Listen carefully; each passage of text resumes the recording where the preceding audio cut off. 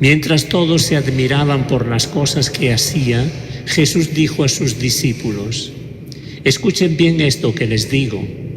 El Hijo del Hombre va a ser entregado en manos de los hombres.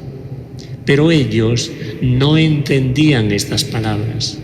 Su sentido les resultaba oscuro, de manera que no podían comprenderlas y temían interrogar a Jesús acerca de esto.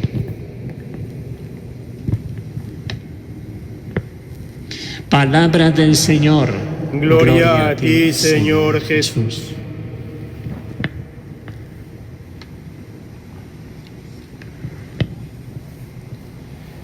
Jesús dice en el Evangelio que acabamos de escuchar: el Hijo del Hombre va a ser entregado en manos de los hombres. Tengamos presente que cuando Jesús usa esta expresión, el Hijo del Hombre, se refiere a sí mismo, ¿verdad?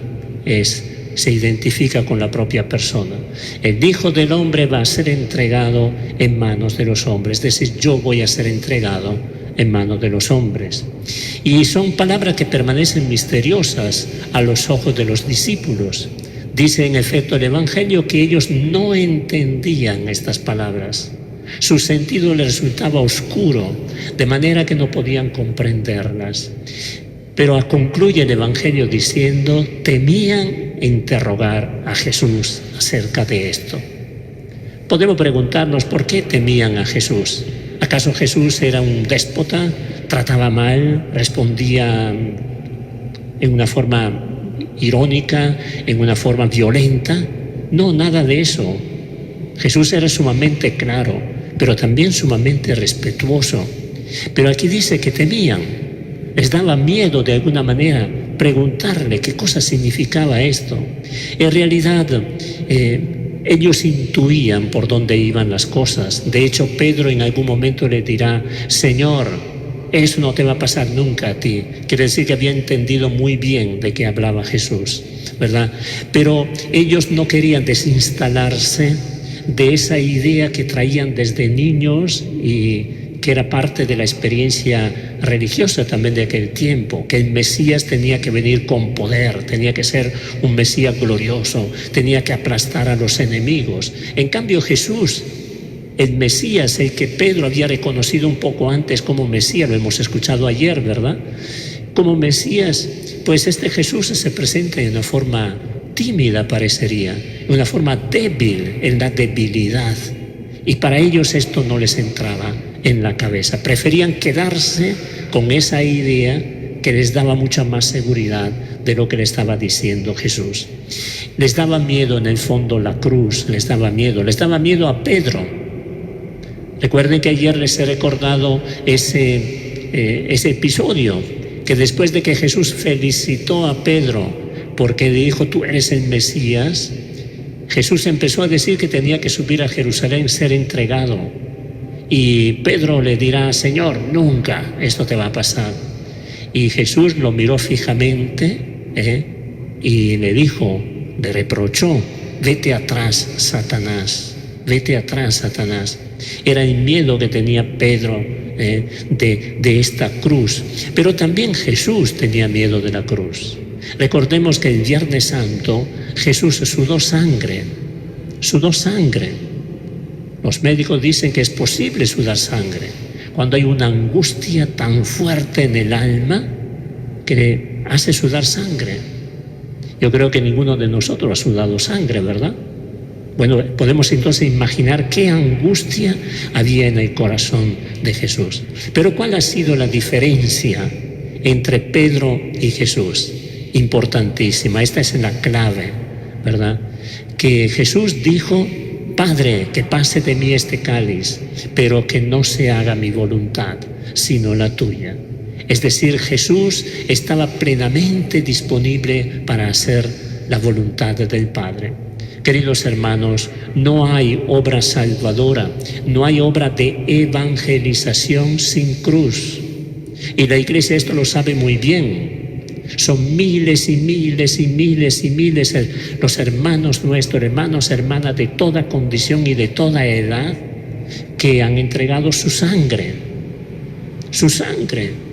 Y son miles y miles y millones de hermanos nuestros que aún sin haber entregado su sangre, pues han tenido las cosas difíciles en la vida y las siguen teniendo hoy día difíciles en muchas partes del mundo, porque no son reconocidos por ser cristianos, porque se les impide ocupar puestos públicos porque son cristianos, porque se les incendian las casas, porque se los llevan delante de los tribunales por blasfemia, por todas estas cosas.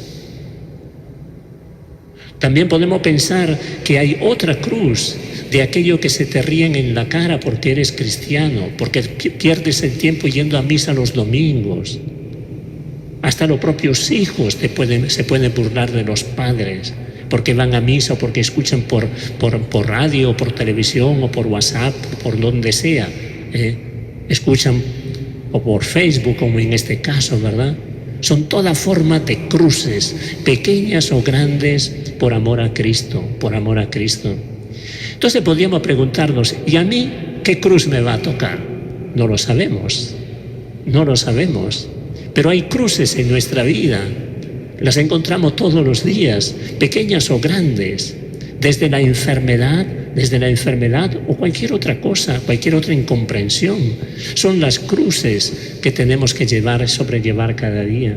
Hay una cruz grande también que es el dominio de las propias pasiones. ¿Cuánto nos cuesta refrenar nuestra cólera, nuestra sensualidad, nuestra ira desbordante alguna vez? Qué lucha interior, ese potro salvaje que tenemos adentro, ¿verdad? Para tenerlo ahí, para que no nos haga daño ni haga daño a los demás. Y de esta manera dar gloria a Dios. Hay un episodio interesante en la Sagrada Escritura que se refiere a Pedro. Ese episodio que hemos recordado también anoche junto a la orilla del lago de Tiberíades. Pedro, ¿me amas? Sí, Señor, tú sabes que te quiero. Y después le dice, llegará el momento en que te llevarán a donde tú no quieres ir. Y dice el Evangelio textualmente, Jesús le dijo esto para que Pedro comprendiera de qué forma iba a morir y dar gloria a Dios. Esa muerte, esa forma violenta, sabemos que dio su sangre Pedro, esa forma violenta daba gloria a Dios. Nosotros, con nuestras cruces, podemos dar gloria a Dios, siempre y cuando vivamos esta cruz como la vivió Jesús. Jesús desde la cruz dio la mayor gloria a Dios. No solo, sino que desde ahí atrajo y nos atrae a todos, a nosotros.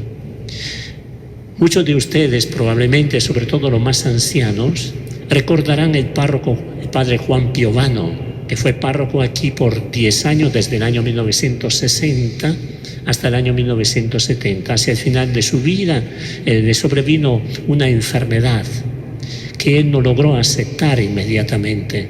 Hubo mucha rebeldía en él.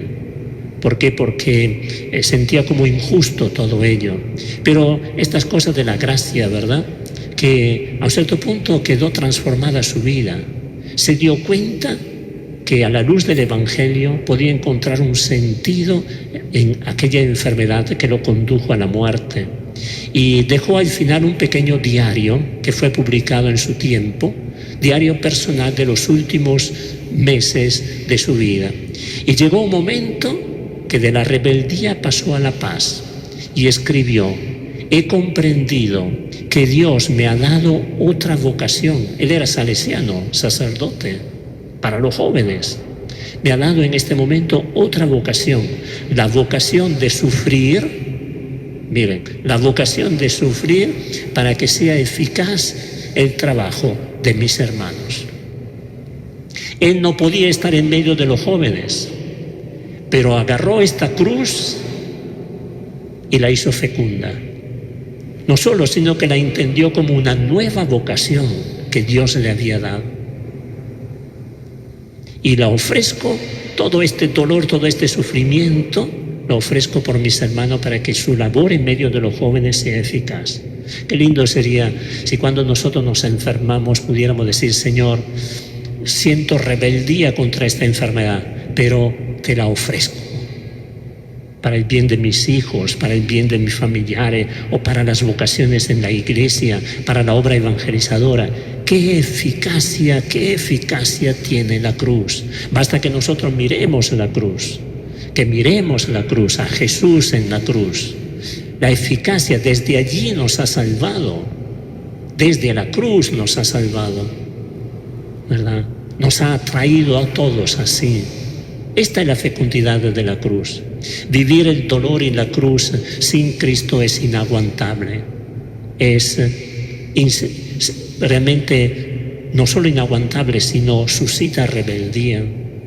Y por eso puede haber hermanos que hasta solicitan el suicidio o llegan al suicidio, porque no encuentra sentido ya la vida.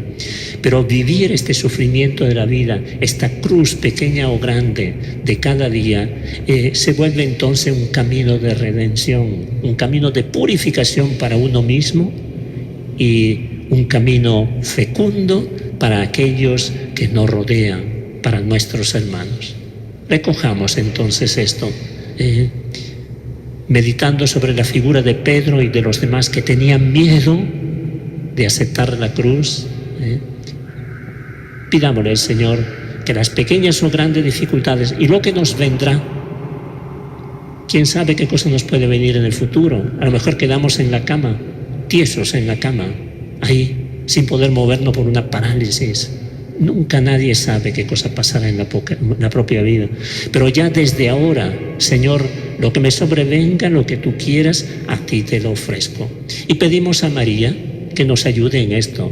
Miren, María, a diferencia de los demás, estaba a los pies de la cruz. No se corrió, no se escapó, no huyó. Entonces podemos pedirle a ella la gracia de que nos ayude, no tanto a evitar el temor que es natural. Frente al sufrimiento sentimos un desasosiego, es natural esto, sino la gracia de no asustarnos, de no desesperarnos, ni huir de esa oportunidad que tenemos de ofrecer algo al Señor para la purificación de nuestros pecados, para el bien de nuestra familia, de la Iglesia y del mundo entero.